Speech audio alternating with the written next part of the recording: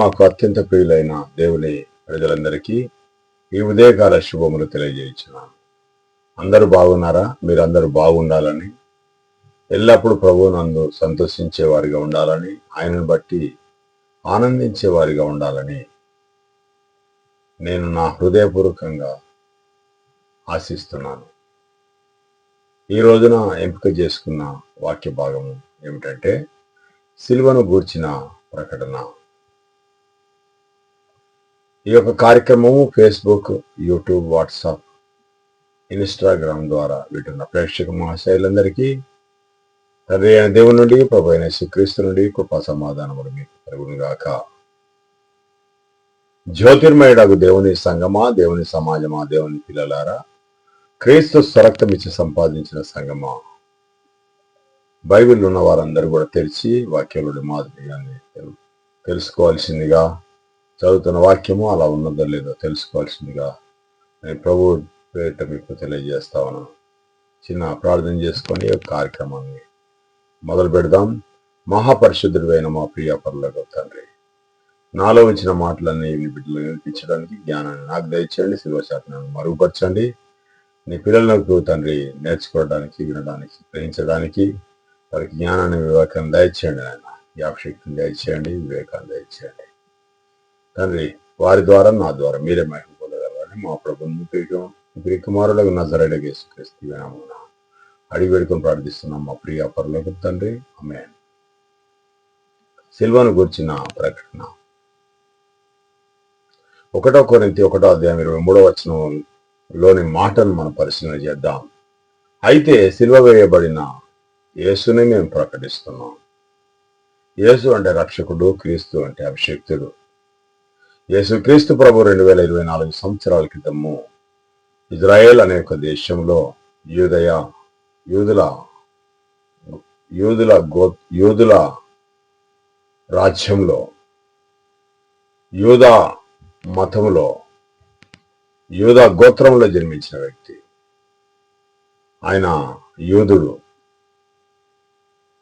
గలిలయ ప్రాంతంలో తన తండ్రితో సహా ఆయన ఒక వడ్రాంగి పని చేస్తూ ఉండేవాడు. 30 సంవత్సరాల తర్వాత ఆయన యోహాను చేత బాప్తిసం తీసుకోవడానికి యోర్దాన్ నదికి వచ్చినప్పుడు యోహాను గారు బాప్తిసం ఇచ్చాడు.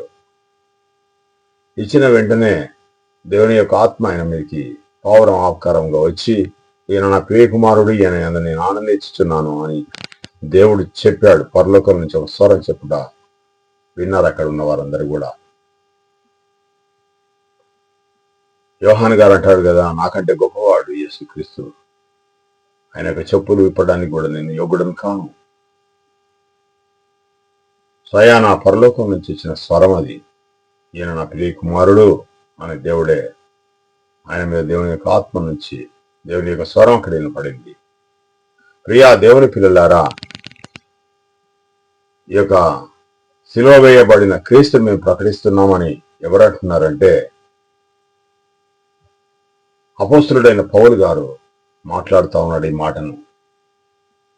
ఒక్కడే కాదు కానీ ఆయనతోని కొంతమంది వ్యక్తులు ఒక ఉమ్మడిగా దేవుని యొక్క వాక్యాన్ని ప్రచురించాలని ఆశ కలిగి భూ దిగంతం వరకు తిరిగి ప్రకటించారు. వారు ఏమని అంటే, యేసుక్రీస్తు ప్రభును సిలువ వేశారు, ఆయనను చంపారు,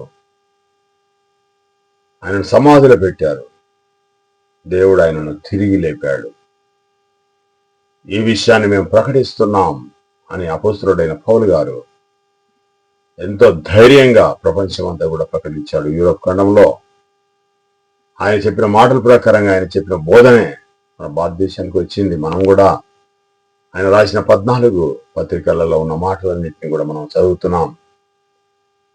66 పుస్తకాల గ్రంథం కూడా ఒకే ఆత్మచేత, దేవుని యొక్క ఆత్మచేత రాయబడినది. ఆ వాక్యాలని మనం చదివినట్టయితే ఒక్కరు రాసినట్టే ఉంటుంది. ప్రియ దేవుని పిల్లారా, అపోస్తలుడైన పౌలు గారు చెప్తున్న మాటను మనం ఇంకా ముందుకెళ్ళి మనం గమనించినట్టయితే 1:18 1 కొరింథీలో రాసిన మాట, నశించే వారికి వేరితనం, యేసుక్రీస్తు ప్రభు దేవుని కుమారుడని పరలోకం నుంచి దేవుని యొక్క వాక్యం ఆయనలోకి వచ్చి ఆయనలో జీవించి ఆయన ద్వారా అనేకమైన గొప్ప కార్యాలు చేసి మన యొక్క రక్షణ గురించి మన విమోచన గురించి మనకు పరలోకం ఇవ్వడానికి దేవుడు ఏర్పాటు చేసిన ఒక ఆయుధం యేసుక్రీస్తు ప్రభు. దేవుని యొక్క ఆత్మ, దేవుని యొక్క వాక్యం, దేవుని యొక్క శక్తి, దేవుని యొక్క బలం, దేవుని యొక్క వివేకం అన్ని కూడా క్రీస్తులో ఉన్నాయి. ఎందుకు ఉన్నాయంటే దేవుడు డైరెక్ట్ వచ్చి మనతో మాట్లాడలేడు, మనతో సంభాషించలేడు. ఎందుకంటే మనం అందరం పాపులం. దేవుని దగ్గర రావడానికి అంత శక్తి కలిగిన వాళ్ళు కావు. దేవుని నుంచి దూరం అయిపోయాం ఆదాం కాలం నుంచి. కనుక దేవుడు పరిశుద్ధుడు కనుక మనం పరిశుద్ధులుగా ఉండాలంటే పరిశుద్ధత ఉంటేనే దేవుని చూడగలుగుతాం, దేవునితో మాట్లాడగలుగుతాం, దేవుని యొక్క సన్నిధిని అనుభవించగలుగుతాం. అలాగని భూమి మీద ఎవడు నీతిమంతుడు లేడు. కనుక ఒక వ్యక్తిని భూలోకంలో ఒక కన్యక గర్భాన యేసును జన్మింపజేసి ఆయనను పరిశుద్ధునిగా దేవుడు సిద్ధపరిచి సర్వ మానవాళి కొరకు ఆయనను ప్రాణం పెట్టడానికి ఆయనను ఎన్నుకున్నాడు. యేసుక్రీస్తు ప్రభువు దేవుని యొక్క ఆత్మను ఆయనలో ఉంచాడు. దేవుని యొక్క శక్తిని, దేవుని యొక్క ప్రభావాన్ని, దేవుని యొక్క నీతిని, దేవుని యొక్క రాజ్యాన్ని ఏ విధంగానైతే సర్వ మానవాళికి అవసరమైన ఎంత గొప్ప త్యాగం అయితే ఏదైతే ఉందో ఆ సమస్తం చేయగలిగే శక్తిని యేసుక్రీస్తు ప్రభువుకు దేవుడు ఇచ్చాడు. కనుక ఆయన పరిశుద్ధమైన జీవితం జీవించి ఆయన యూదుల చేత, ప్రధాన యాజకుల చేత తిరస్కరించబడి ఆయన శిలువకు మానపై వేలాడదీస్తే ఆయన చనిపోయాడు, సమాధి చేయబడ్డాడు. తిరిగి దేవుడు ఆయన తిరిగి లేపాడు, తన కుడి పార్శ్వంలో కూర్చొని పెట్టుకున్నాడు. అదే విషయాన్ని అపోస్తలుడైన పౌలు గారు తెలియజేస్తా ఉన్నాడు. నేను సువార్త గురించి సిగ్గుపడవాడును కాను అంటా ఉన్నాడు ఆయన. ఈ సిలువను గురించిన వార్త ఏదైతే ఉందో, ఈ సత్యమైన మాటలు ఏమైతే ఉన్నాయో, దేవుడు క్రీస్తును పంపించాడని, క్రీస్తు యొక్క కొరతలైన ఆత్మను ఆయన ఉంచాడని, ఆయన ద్వారా సర్వ మానవాన్ని రక్షించుకున్నాడని, ఈ యొక్క విషయాన్ని నేను ప్రజలకు తెలియజేయడానికి నేను దృఢ నిశ్చయం చేసుకొని సర్వ ప్రపంచానికి నా ప్రాణం ఇచ్చైనా పర్వాలేదు, బ్రతుకుడ క్రీస్తు అయితే చావైతే నాకు లాభం అనుకొని ఆయన వచ్చి ఆయన బ్రతికిన కాలం అంతా కూడా సువార్తను, సిలువను గురించిన జ్ఞానం నేర్పించాడు ప్రజలకు. అదే జ్ఞానం మనం ఈరోజు నేర్చుకొని దేవుని పిల్లలుగా జీవిస్తున్నాం, క్రీస్తు సహోదరులుగా జీవిస్తున్నాం. ప్రియా దేవుని పిల్లలారా, నశించే వారికి వెలితనం, రక్షించబడే వారికి దేవుని యొక్క శక్తి. ప్రియా దేవుని పిల్లలారా, మనకు దేవుని యొక్క శక్తి, దేవుని యొక్క శుభవచనం, దేవునితో ఉండే గొప్ప అవకాశం మనకు, దేవుని సన్నిధిని అనుభవించే అవకాశం ఉన్నది. యేసుక్రీస్తు ప్రభు దగ్గరికి ఎవరైతే రాలేదో వారందరూ కూడా ఒకానొక సమయంలో బాధపడతారు.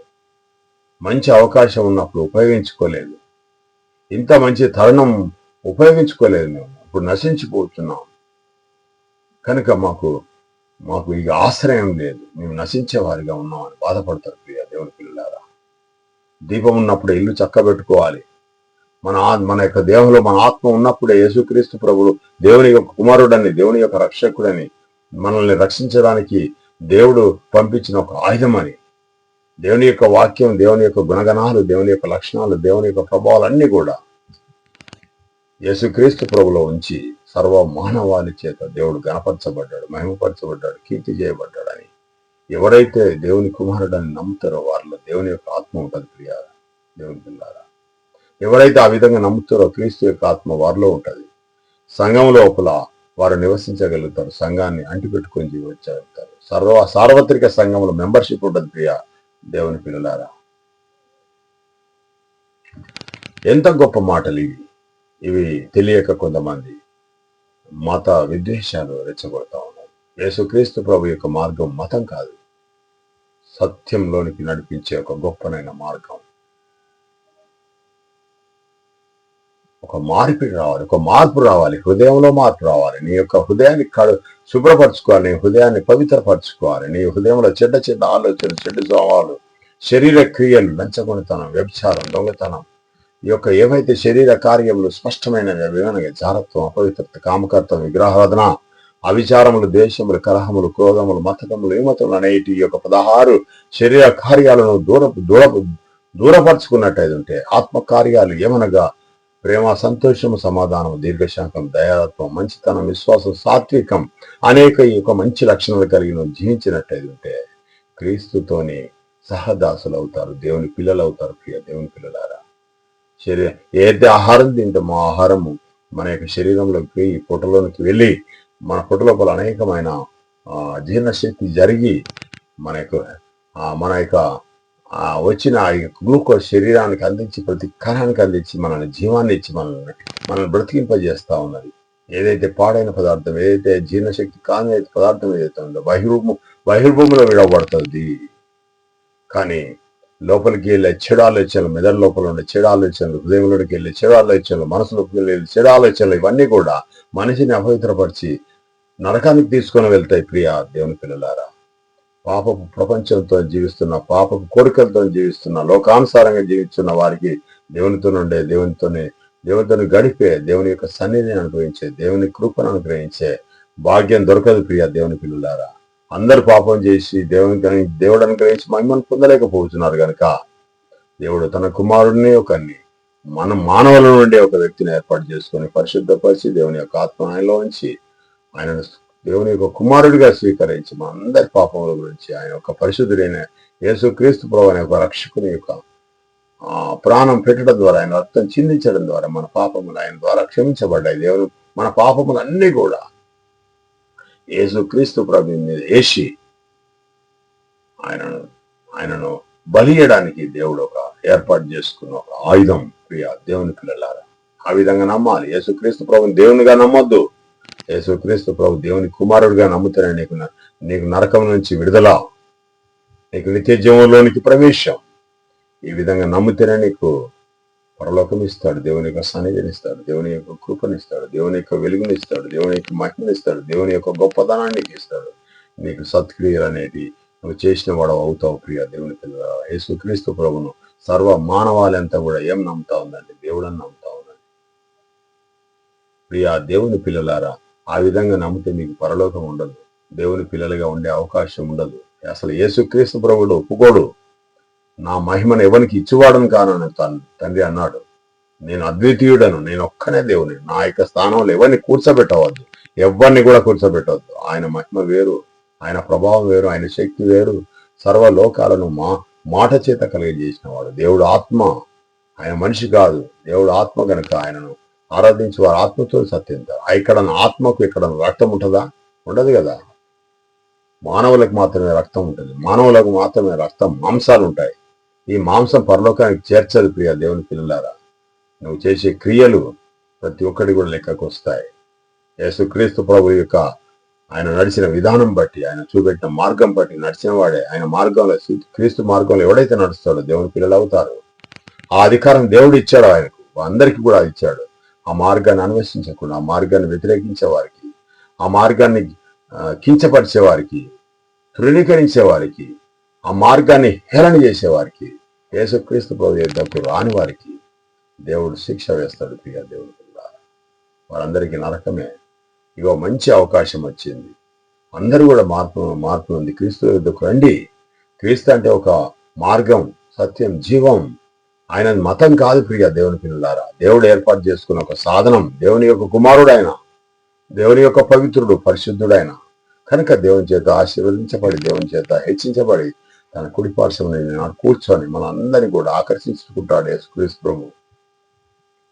ప్రియా దేవుని పిల్లల, ఎంత గొప్ప విషయాలు మనం ఎంత ఆసక్తితో నేర్చుకోవాలి. మన హృదయం ఎంత ఉప్పొంగాలి, మనం ఎంత జ్ఞానాన్ని నేర్చుకోవాలి. ఈ లోక జ్ఞానం దేవుడి దృష్టిలో వెరితనం. ప్రియా దేవుని పిల్లలారా, ఈ లోకంలో ధనం ఉన్న, ఐశ్వర్యం ఉన్న, అందం ఉన్న, ఏదో భోగ భాగ్యాలున్నా ఏమైనా లాభం లేదు. ఒకడు డబ్బంతా బాగా సంపాదించుకొని తన ప్రాణాన్ని వదిలిపెట్టుకుంటే, ఏం తిందుమా, ఏం తాగుదమా, ఏం ధరించుకుందామా అని నీ ప్రాణాన్ని పొడగొట్టుకుంటే ఏం లాభం? నువ్వు బ్రతుకున్న కాలంలో నీ దేహంలో దేవుని యొక్క ఆత్మ, నీ యొక్క ఆత్మ దేహంలో ఉన్నప్పుడే నువ్వు క్రీస్తుని కలిగి జీవించినట్టయితే నీకు దేవుడు స్వర్గం, పరలోకం ఇస్తాడు. ప్రియ దేవుని పిల్లలారా, ఈ విషయాలన్నీ కూడా నశించే వారికి వెర్రితనంగా ఉంటది. హేళన చేస్తారు, నవ్వుతారు, చెడ్డ మాటలు మాట్లాడతారు. సిలువను గురించి అనేకమైన చెడ్డ మాటలు మాట్లాడుతూ ఉన్నారు కొంతమంది దౌర్భాగ్యులు, దుర్మార్గులు. క్రీస్తుని హేళన చేస్తూ ఉన్నారు. 3 ముక్కలని ఎన్నో ఇలాగా తల్లి అయిన మరి అనేకమైన మాటలు అంటా ఉన్నారు. దుర్మార్గులు, మత ద్రోహులు, మత విద్వేషకులు, అహంకారంతో గర్విష్ఠులుగా తయారైపోయి తోటి వారిని ప్రేమించకుండా ఇష్టానుసారమైన మాటలు మాట్లాడుతూ ఉన్నారు. ప్రియ దేవుని పిల్లలారా, ఈ యొక్క యూట్యూబ్ ద్వారా వారికి నేను ఒక సందేశాన్ని ఇస్తా ఉన్నాను. ధైర్యం ఉంటే నాతో మాట్లాడండి, నేను మాట్లాడతాను. ప్రియ దేవుని పిల్లలారా, ఏ మాత్రం కూడా భయపడవలసిన అవసరం లేదు. మనకు భారత రాజ్యాంగం మనకు అధికారం ఇచ్చింది. మన యొక్క విశ్వాసాన్ని మనం కాపాడుకోవచ్చు, మన విశ్వాసాన్ని మనం ప్రకటించుకోవచ్చు. దేశంలో మనకు మాట్లాడే హక్కు ఉన్నది, జీవించే హక్కు ఉన్నది, మన యొక్క విశ్వాసాలను మనం ప్రచురించుకునే హక్కు ఉన్నది, బహిరంగ సభలు పెట్టుకునే అవకాశం ఉన్నది, మనం విశ్వసించిన దాన్ని ప్రజలతో చెప్పే అవకాశం ఉన్నది, సన్మార్గంలో నడిపించే అవకాశం ఉన్నది, జీవించే హక్కు ఉన్నది, మాట్లాడే హక్కు ఉన్నది. అన్ని విధాలుగా మన హక్కులు ఉన్నాయి ప్రియా దేవుని పిల్లారా. కానీ ఎవరిని ఇబ్బంది పెట్టకుండా ఈనాడు మత విద్వేషాలు రెచ్చగొడతా ఉన్నారు రాజకీయ నాయకులు. ఎవరి అండదండలతో, రాజకీయ నాయకుల అండదండలతో మత విద్వేషాలు రెచ్చగొడుతున్నారు కొంతమంది దుర్మార్గపు మత విద్రోహులు. మొత్తం హృదయం నిండా పాపపు ఆలోచనలు పెట్టుకొని డబ్బులు సంపాదించుకుంటూ, ఆ డబ్బులను ఖర్చు పెట్టుకుంటూ, విలాసవంతమైన జీవితం జీవించుకుంటూ, ప్రజలిచ్చే డబ్బుతోనే అనేకమైన చెడు మార్గాల వైపు నడుచుకుంటూ క్రైస్తవాన్ని విమర్శిస్తూ ఉన్నారు. శిక్ష తప్పదు, మీకు దేవుడు శిక్షిస్తాడు. ప్రియ, చేసే ప్రతి క్రియ నీకు లెక్కల్లోకి వస్తుంది. గమనించుకో. ఇంకా నేర్చుకుందాం. అపొస్తలుల కార్యం 13వ అధ్యాయం 41వ వచనంలో ఏమని చెప్తా ఉన్నాడంటే, నేను ఒక కార్యం చేస్తాను, మీరు నమ్మరు.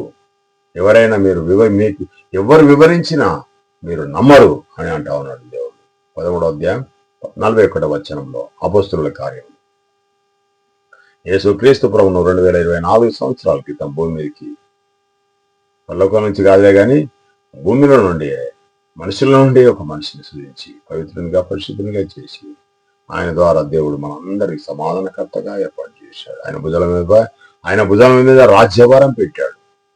సర్వ మానవాళి పాపముల గురించి ఆయన ఒక్కరిని బలి చేశాడు. సర్వ మానవాళి పాపములన్నీ కూడా ఆయన మీద వేసి గొర్రెపిల్లగా ఆయన రక్తాన్ని చిందించేటట్టుగా దేవుడు అనుమతించాడు. కనుక ఆయన గెలిచాడు కాబట్టి, ఆయన వాటన్నింటినీ ఓర్చుకున్నాడు కాబట్టి, ఆయన యేసుక్రీస్తు ప్రభు సమాధిలో నుంచి లేచి అందరు చంపిన సమాధి చేసిన ఆ సమాధిలో నుంచి కూడా దేవుడు ఆయన లేపి తన కుడిపార్శ్వంలో కూర్చుని పెట్టుకొని ఇప్పుడు మనకు ఒక అవకాశం కల్పిస్తున్నాడు. మనల్ని కూడా క్రీస్తు మాటల ప్రకారంగా ఎవరైతే జీవిస్తారో వారికి నిత్యజీవం ఇస్తానని దేవుడు 2 చేతులు చాపుతా ఉన్నాడు. రండి నా యొద్దకు రండి, నేను మీకు విశ్రాంతి కలగజేస్తాను. క్రీస్తును లేపాను, మిమ్మల్ని లేపుతాను. క్రీస్తును రెండోసారి పంపిస్తాను మీ కొరకు. ఆయన వచ్చి ఆయన యందు ఎవరైతే విశ్వాసం ఇస్తారో, ఆయన మాటల ప్రకారం ఎవరైతే విశ్వసించి ఆ మార్గం నడుస్తారో వారందరూ సంఘంలో ఉన్నవారు, వారందరూ రక్షణలో ఉన్నవారు, వారికి నిత్యజీవం నేను ఇస్తానని కరాఖండిగా దేవుడు బైబిల్ ద్వారా తెలియజేస్తా ఉన్నాడు. ఈ మాటలు విన్నా మీరందరూ కూడా ధనియులు. ఈ మాటల ప్రకారంగా మీరు జీవించి దేవుని యొక్క కృపను పొందవలసిందిగా నేను ప్రాధాయపడతా ఉన్నాను. 20వ అధ్యాయం 27వ వచనంలో దేవుని యొక్క సంకల్పం అంతయు మీకు తెలియజేశాను ప్రియా దేవుని పిల్లలారా అని అంటా ఉన్నాడు ఆయన. అపొస్తలుడైన పౌలు గారు ఏమంటా ఉన్నాడంటే 20వ అధ్యాయం 27వ వచనం అపొస్తలుల కార్యంలో దేవుని సంకల్పం అంతా కూడా దేవుడు చెప్పవలసిన మాటలన్నీ చెప్పేశాను. ఇక దీనిలో మీరు ఏం కలపవద్దు, ఏం తీసేయవద్దు. ఉన్న మాటలు మీకు సరిపోతాయి. మీ యొక్క జీవ కిరీటం రావడానికి ఏమైతే ఆ మాటలు అవసరం ఉన్నాయో, ఈ లోకంలో మీరు ఏ విధంగా జీవించాలనో ఒక పవిత్రమైన మనసుతో, పవిత్రమైన హృదయంతో, పూర్ణ హృదయంతో, పూర్ణ ఆత్మతో మీరు ఏ విధంగా జీవించాలో అన్ని మాటలు కూడా మీకు క్రీస్తు గురించిన మాటలన్నీ కూడా తెలియజేశాను. మీరు విశ్వసించండి, ఆయన మార్గంలో మీరు నడవండి. ఆయనే సత్యం, ఆయన జీవం, ఆయనే మార్గం. యేసుక్రీస్తే. వేరే మార్గం భూమి మీద ఏది లేదు. చనిపోయి తిరిగి లేచిన వ్యక్తి భూమి మీద ఎవరు లేడు, ఒక్కటే యేసుక్రీస్తు ప్రభు. తెరిచిన సమాధి తెరిచినట్టుగానే ఉంది ఈనాడుగా. లేపబడిన యేసుక్రీస్తు ప్రభు 2024 సంవత్సరాల క్రితం నుంచి కూడా అది తెరవబడిన సమాధి. అందరు కూడా చనిపోయిన వాళ్ళందరూ కూడా మూసివేయబడి ఉన్నాయి సమాధులన్నీ. అవన్నీ కూడా ఒకానొక సమయంలో యేసుక్రీస్తు ప్రభు వచ్చినప్పుడు లేపబడతాయి. ఎవరైతే క్రీస్తునందు ఎవరైతే ఉంటారో వారు లేపబడతారు, వారు దేవుని పిల్లలు అవుతారు. ఎవరైతే క్రీస్తు యొక్క బాటలో నడవకుండా వారి ఇష్టానుసారంగా నడిచి యేసుక్రీస్తు ప్రభు హేళన చేసి ఆయన మాటలు వినకుండా ఆయన మార్గం నడవకుండా ఉన్న వారందరికీ కూడా దేవుడు శిక్ష వేస్తాడు. అదే వారికి నరకం. ప్రియ దేవుని పిల్లలారా, వాటి నుంచి తప్పించుకోవాలంటే ఇక మీరు క్రీస్తు యొక్క శిలువ యొద్దకు రావాల్సిందే. పాపపు ఆలోచనలను తీసేసి పాప మార్గం నుంచి విడిచి యేసుక్రీస్తు ప్రభు యొక్క మాటలు విని పశ్చాత్తాపడి మీ పాపములన్నీ ఒప్పుకొని బాప్తిసం తీసుకొని క్రీస్తులోనికి వచ్చి రక్షణలో ఉండి మీ బతికిన కాలం అంతా కూడా క్రీస్తుని వెంబడించినట్టయితే మీకు దేవుడు నిత్య జీవం ఇస్తాడు. యేసుక్రీస్తు ప్రభువు రెండోసారి వచ్చినప్పుడు ఇది మాత్రం వాస్తవమైన సువార్త. ఈ సువార్త విన్నా మీరందరూ కూడా ధన్యులు. ఇంకొక మాటను తెలుసుకుందాం. దేవుని చేత నియమించబడ్డాడు యేసుక్రీస్తు ప్రభు. కనుక నియమించబడిన యేసు మనందరినీ కూడా నియమించాడు దేవుని పిల్లలుగా. సంఘం అంటే క్రీస్తు శరీరం. ఈ యొక్క సంఘం మీద దేవుడు యేసుక్రీస్తు ప్రభుకు ఆధిక్యం కలిగజేసి సంఘానికి ఆయన శిరస్సుగా నియమించాడు. యేసుక్రీస్తు ప్రభు యొక్క గొర్రెలకు మంచి కాపరి. దేవుడు గొర్రెలకు ఆత్మలకు కాపరి. ఈ విషయాలను మీరు అర్థం చేసుకుని ఈ మాటల ప్రకారం జీవించి దేవుని యొక్క కృపను పొందాలని ఈ మాటలన్నీ మీ వినికిడిలో దేవుడు ఫలించును గాక అని చెప్తూ ఈ కొద్ది మాటలు ముగిస్తున్నాం. ఈ మాటలు దేవుడు దీవించుగాక. చిన్న ప్రార్థన చేసుకుని ఈ యొక్క కార్యక్రమం పూర్తి చేద్దాం. మహాపరిశుద్ధుడైన మా ప్రియ పరలోక తండ్రి, నాయనా మీరు చెప్పాల్సిన మాటలన్నీ కూడా నాలో నుండి బిడ్డలకు వినిపించినారు. తల్లి శిలువ చాటు నన్ను మరుగుపరిచి చెప్పిన మాట ప్రతి ఒక్క మాట కూడా బిడ్డల యొక్క హృదయంలో తను నింపుకోవడానికి వారికి వివేకాన్ని, జ్ఞానాన్ని, బుద్ధిని దయచేయండి, జ్ఞాపశక్తిని దయచేయండి. వినగలిగిన మాటలన్నీ కూడా ప్రభు వారి హృదయం దాచుకొని వారి యొక్క జీవితాంతంలో వాటిని దాన్ని కొనసాగించుకుంటూ క్రీస్తు యొక్క మార్గంలో జీవించి మీ పిల్లలుగా ఉండేటట్టు సహాయం చేయమని, నీ ఆత్మను గురించి ముందు నడిపించమని, ఇంకెవరైతే భారతదేశంలో తండ్రి ఇంకెవరైతే క్రీస్తు తెలుసుకోలేదో వారికి కూడా ఒక అవకాశం కల్పించమని మా ప్రభువును మీ ప్రియ కుమారుడగు నజరేయుడగు యేసుక్రీస్తు దివ్య నామమున అడిగి ప్రార్థిస్తున్నామా తండ్రి. ఆమేన్.